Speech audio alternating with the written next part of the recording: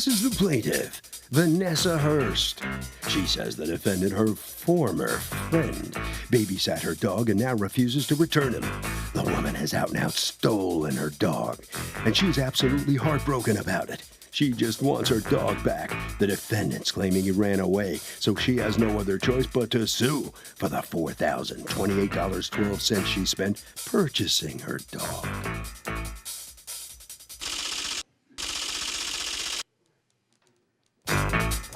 This is the defendant, Helen Boyd. She says she watched the plaintiff's dog because she worked 2 jobs and wasn't around a lot. Unfortunately, the plaintiff failed to tell her the dog had a tendency to run off, and that's just what he did. Well, she feels very badly about it, but someone left her front door open. The dog disappeared, and she just wishes the plaintiff informed her beforehand so she could have taken better precautions. She's accused of dog napping.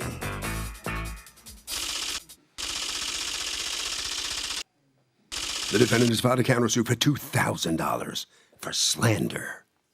All parties, please raise your right hands.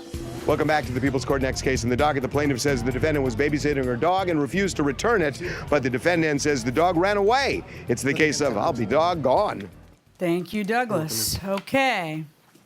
Ms. Hurst, you are suing your former friend, Ms. Boyd, for $4,028.12. Because according to you, she stole your dog. And then you filed a counterclaim a few moments ago for $2,000 for slander and defamation of character. Okay, yes. Let me hear your claim against her first. What happened? On the 21st of February, Helen and her boyfriend, they came over my house, and we was there for a minute. How did you two know each other? Through her boyfriend. I used to talk to her brother's boyfriend. So we kind of met. So you were dating the brothers? Okay. Yeah. And we met like back in the summer. Then I went out of town like a couple of months after that. And the brother was telling me that I could trust them to watch the dog for me. So I started. For how long? It was only for the weekend at the time. And then, you know, we kind of like start being friends and basically start going over each other's house, doing things together.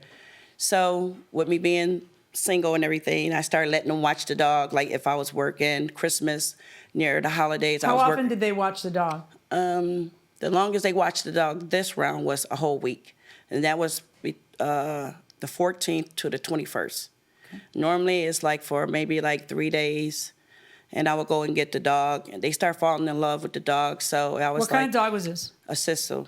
A Shih Tzu? Yeah. Okay, so go ahead. I had let them watch the dog, you know, because she was telling me her daughter was falling in love with the dog. She has a daughter that has Down syndrome or whatever and was really liking this dog or whatever. So I got a little comfortable letting the dog go over there. And they was telling me how much Would the dog do day trips over there? When you say I got a little comfortable letting the dog go over there, how often did the dog go? The dog Wait, stop, listen to my question first. How often did the dog go over there? Several days out of every week? Right. For how long?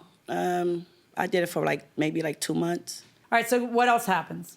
So February. The time in question that where she loses the dog, according to her. Okay. But you don't believe that that's what happened.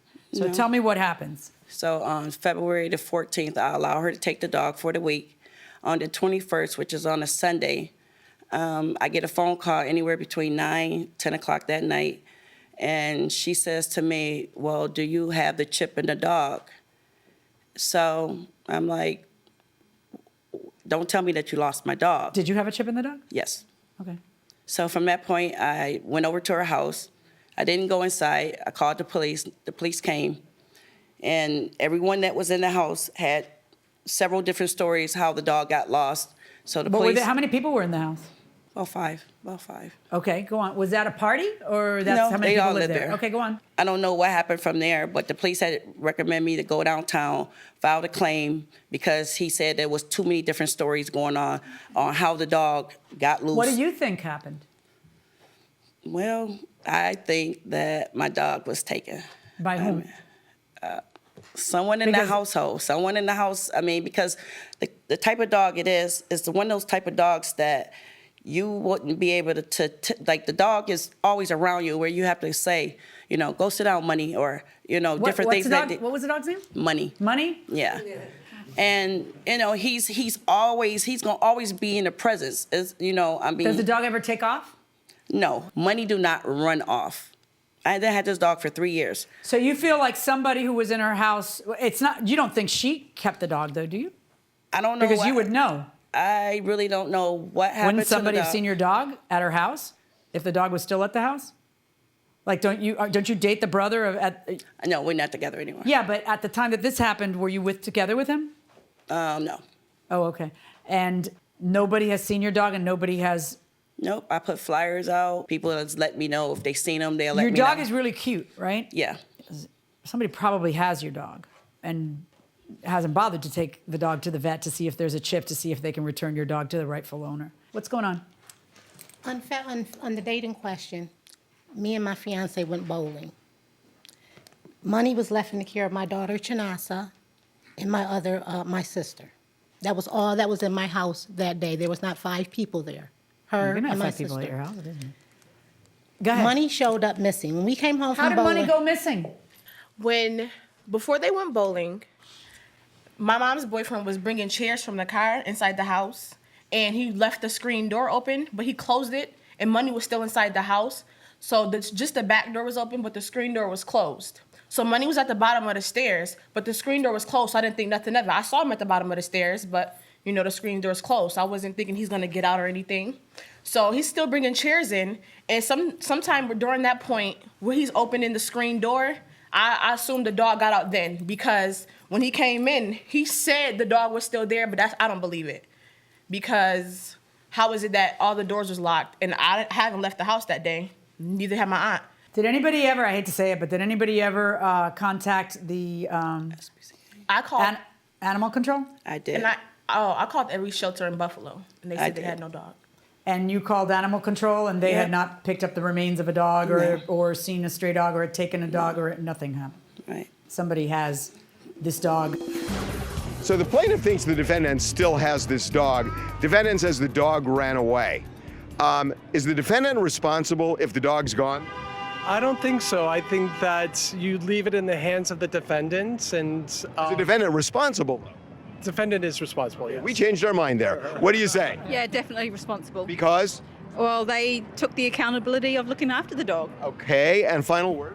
Yeah, I agree with that. I don't think that the dog was necessarily stolen. There's not a lot of evidence for that, but I think it was under their care. So it's Okay, fair enough. Going inside the courtroom. Well, why don't you owe her money for the dog if the dog was in your care? And I don't care whether the dog was physically in your care at the second. You entrusted the dog to her care or your boyfriend's care or whoever it is. You borrowed the dog from her and you were taking care of the dog. So why wouldn't you have to pay for the value of the dog? Maybe not $4,000, but the value of the dog. Like, why don't you feel bad? I do feel bad. I love You don't the look dog like you just feel as bad. Why don't? just as Okay, much. so what did you say to her that day? When the police was calling me a liar, with her saying that I was a liar. Oh, so and you I didn't really stole have the much of a dog. chance to get warm and fuzzy No, and say you're sorry? I didn't say nothing. Okay. But I called her late the next day and told her I was sorry and that Okay. I was going to make flyers and do what I can to Okay, find money. so do you have a receipt for the dog? No, I don't have the receipt. Your original lawsuit until a few moments ago was how much? $500? Because Yes. that's what you say you had paid for the dog. How old Yes. was the dog?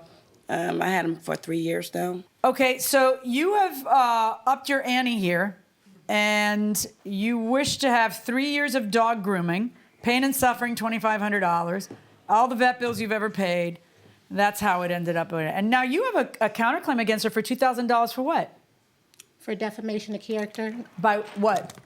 She told everybody I was a thief and I stole the dog. No. I told Vanessa I would never do that to you. No. I would never steal that dog. Yes, she But did. she didn't have My the thing mo- is, what you have to understand, she didn't even My have a need to fiance's steal the mom dog. even called me Anytime and she said, wanted the dog, she just had to say, I hey, you want me to stole- take care of the did you dog steal for a few Vanessa's days? dog? It was Right. easy for her. Right. So why would she steal the dog? Why are you telling the police she stole my dog? Like, why are you even thinking that she stole the dog when it's so easy for her to not have to steal the dog? The dog was at her house. Well, I never went around saying that, oh, well, Helen stole my dog. I Did never you tell went the police around, that you no, thought that there was I something? said that my dog is missing. They is telling me that my dog is missing when they came to the house. Okay, we're done. On the plaintiff's lawsuit against the defendant, I do not believe that you stole the dog. But I do believe that you're responsible for the cost of the dog because you lost her dog, okay? I am ordering you to pay her $500. On the defamation case, I'm not going to order her to pay you $2,000 because she thinks you stole the dog. your remedy is that I'm not finding that you stole the dog. I'm finding that this was an honest mistake, but a mistake that you're responsible for because you're the person to whom she entrusted the dog. So I'm ruling in favor of the plaintiff on the plaintiff's case against the defendant in the amount of $500, and on the defendant's case, counterclaim, 0. That's my judgment. Good luck, folks. Have a good travel. Where is that dog? We're still looking for money. Well, you just... Anybody in our neighborhood, if you see money, please give us a call somehow or bring our dog back. Speaking of money, you paid for it. You feel bad about what happened? Very bad. Have you said that to Yes. the plaintiff? Really? What did you say to Yes, her? that I was sorry that the dog was missing, and I would help look for it, and I've done everything I could possibly can. I'm still going to go home and look for the dog today. Where do you think the dog is? Somebody in our neighborhood has to have him. Well, someone So should someone- spot him then. We're looking. Okay, around the corner this way. All right, follow her around and okay, so you don't have money, but at least you have a little money. The money's not important. I just want my dog back. Do you think you'll ever see that dog again? No. Why not? No. Too friendly. He's a friendly type dog. Yeah, I would never get that dog Where do you back. think money is? I don't know. You just don't have any idea? Any idea. All right, Harvey.